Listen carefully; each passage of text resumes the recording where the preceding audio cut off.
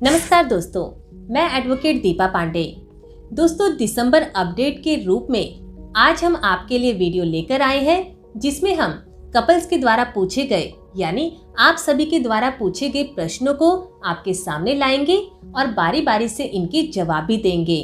तो उन्हीं प्रश्नों में सबसे पहला प्रश्न रहेगा कि क्या कोर्ट मैरिज करने से पहले रिचुअल्स परफॉर्म करने आर्य समाज या मंदिर में शादी करनी जरूरी होती है या नहीं होती है।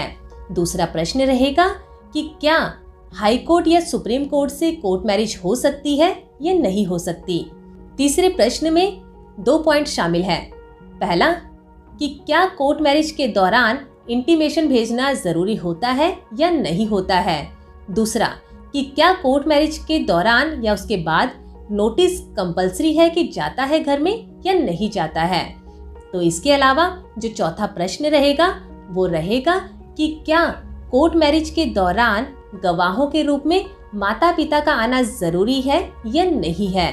और अंतिम प्रश्न की बात करें तो वो रहेगा उम्र और डॉक्यूमेंट्स के ऊपर। तो इन्हीं प्रश्नों में सबसे पहला प्रश्न हम लेते हैं कि क्या कोर्ट मैरिज से पहले अपने रिचुअल्स को परफॉर्म करना जरूरी है या नहीं है। तो इसमें हम बता दें कि भारत में मैरिज के रजिस्ट्रेशन के 2 तरीके होते हैं। पहला विद रिचुअल्स और दूसरा विदाउट रिचुअल्स। विद रिचुअल्स में आप अपने पर्सनल लॉ के अकॉर्डिंग सबसे पहले अपने रिचुअल्स परफॉर्म करते हैं। अगर आप हिंदू हैं तो आप मंदिर में फेरे लेते हैं। अगर आप सिख हैं तो आप गुरुद्वारे में फेरे लेते हैं। इसके अलावा अगर आप मुसलमान या क्रिश्चियन हैं तो आप निकाह पढ़ते हैं। इस तरीके से आप पर्सनल लॉ के अकॉर्डिंग अपने रिचुअल्स को परफॉर्म करने के बाद उस रिचुअल्स के बेस पर अपनी मैरिज को रजिस्टर करते हैं, जिसे मैरिज रजिस्ट्रेशन कहा जाता है। और दूसरी प्रोसेस होती है विदाउट रिचुअल्स, जिसमें आप क्या करते हैं कि आप डायरेक्ट जाके रजिस्ट्रार ऑफिस में जो प्रेसाइडिंग ऑफिसर होता है वहाँ पे उसके सामने अपनी मैरिज के रजिस्ट्रेशन की एप्लीकेशन देते हैं, जिसके बाद 30 दिन का नोटिस पीरियड रहता है जिस दौरान आपको वेट करना पड़ता है। उस दौरान नोटिस पब्लिश होता है जो एसडीएम ऑफिस के बाहर, और जो न्यूज़पेपर होते हैं नेशनलाइज रहते हैं उनमें वो पब्लिश होता है। और उसके बाद 30 दिन के बाद अगर कोई आपत्ति नहीं आती है किसी भी पक्ष से तो आपको 30 दिन बाद बुलाया जाता है और वहाँ पे आपकी मैरिज रजिस्टर्ड हो जाती है कोर्ट के द्वारा।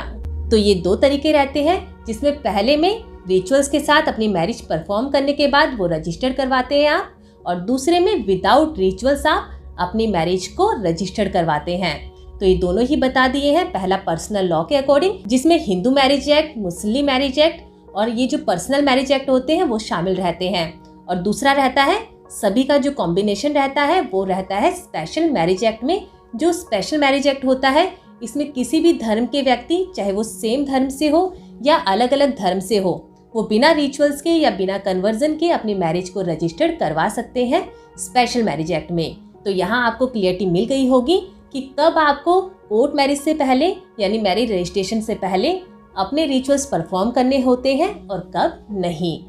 तो साथियों, अब बात करते हैं हमारे दूसरे प्रश्न की। आपके द्वारा पूछा जाता है कि क्या हम अपनी मैरिज को रजिस्टर्ड हाई कोर्ट या सुप्रीम कोर्ट से करवा सकते हैं या नहीं करवा सकते। तो इसके जवाब में हम आपको सबसे पहले समझा देते हैं कि जो रजिस्ट्रेशन की पावर होती है वो रजिस्ट्रार को होती है। कहीं कहीं एसडीएम या तहसीलदार इसको परफॉर्म करते हैं। तो आप अगर अपनी मैरिज को रजिस्टर्ड करवाना चाहते हैं तो आप रजिस्ट्रार के ऑफिस में एप्लीकेशन देते हैं, वहीं से आपकी कोर्ट मैरिज होती है यानी मैरिज का रजिस्ट्रेशन होता है।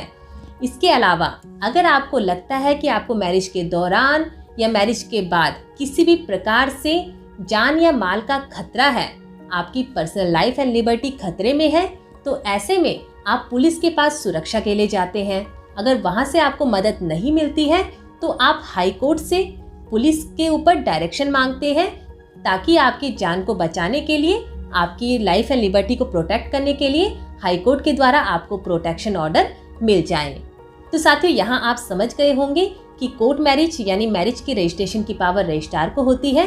और अगर आपको कोई क्रिमिनल मैटर्स में या फिर किसी भी प्रकार से कोई सहायता चाहिए, पुलिस अगर आपकी मदद नहीं कर रही है, तब आप कोर्ट के पास जाते हैं अपनी लाइफ एंड लिबर्टी को प्रोटेक्ट करने के लिए। और इसके अलावा अगर आपको रिट डालनी है हैबेस कॉर्पस की या किसी भी प्रकार से आपको कोर्ट की डायरेक्शन चाहिए, तब आप हाई कोर्ट की मदद लेते हैं। तो साथियों, इसके बाद हम आते हैं अपने तीसरे प्रश्न पर।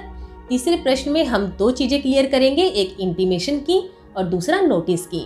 इंटीमेशन की बात करें तो ये कोर्ट मैरिज के बाद भेजा जाता है। जब आपकी मैरिज परफॉर्म हो जाती है, आपको सारे कागज मिल जाते हैं, तो उसके बाद ये इंटीमेशन आपके द्वारा ही भेजा जाता है पुलिस वालों को और घर वालों को अपने कोर्ट मैरिज की सूचना देने के लिए। साथ में अगर आपको जान का खतरा लगता है तो पुलिस से प्रोटेक्शन लेने के लिए एसपी को या लोकल थाने में आप अपना intimation letter by speed post या मेल के द्वारा भिजवाते हैं।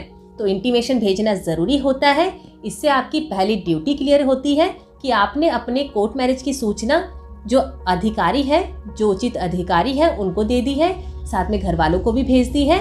और इसके अलावा आपको जो जरूरत है वो प्रोटेक्शन की जरूरत पड़ती है। अगर आपको जान से मारने की कोई कोशिश करता है या धमकियां देता है तो उनके खिलाफ आप कंप्लेंट के रूप में ये इंटीमेशन लेटर भेजते हैं और साथ में पुलिस से सुरक्षा की मांग भी करते हैं। और ये इंटीमेशन भेजना इसलिए भी जरूरी होता है कि अगर आपकी पुलिस सुनवाई नहीं करती है तो इसी लेटर को आधार बनाकर आप हाई कोर्ट से सुरक्षा के लिए डायरेक्शन की मांग करते हैं।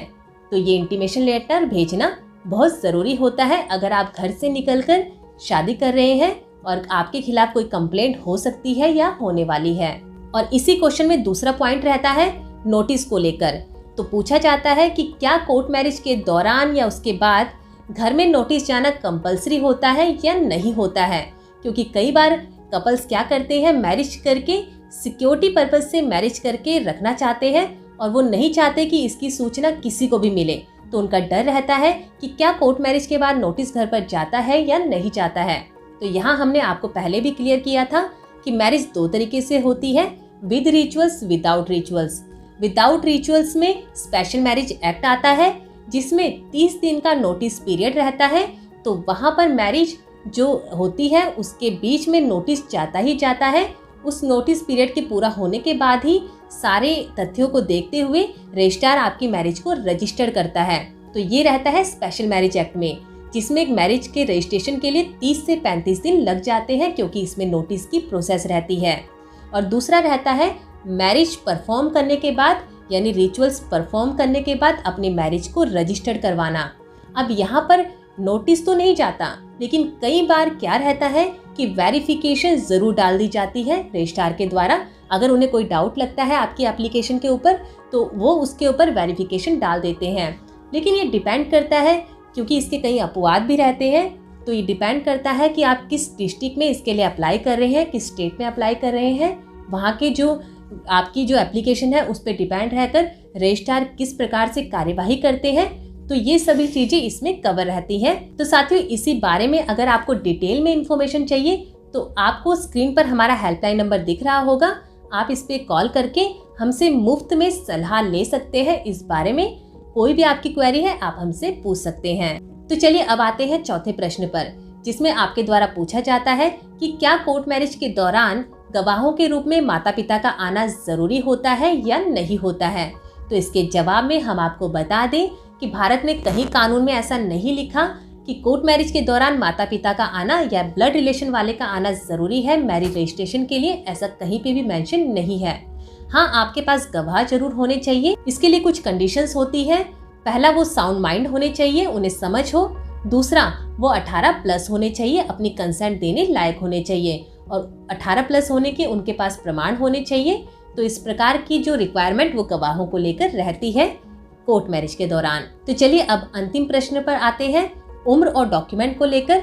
उम्र वही है, लड़की 18+ होनी चाहिए, लड़का 21+ होना चाहिए। और डॉक्यूमेंट के रूप में उनके पास उनका एक तो रेजिडेंस प्रूफ होना चाहिए, दूसरा उनके पास होना चाहिए उनका एज प्रूफ। और इस बारे में अगर आप ज़्यादा जानकारी चाहते हैं तो आपको स्क्रीन पर हमारा फ्री हेल्पलाइन नंबर दिख रहा होगा। आप उस पर कॉल करके हमसे मुफ्त में इस बारे में सलाह ले सकते हैं। तो फिर मिलेंगे आपसे, तब तक के लिए नमस्कार।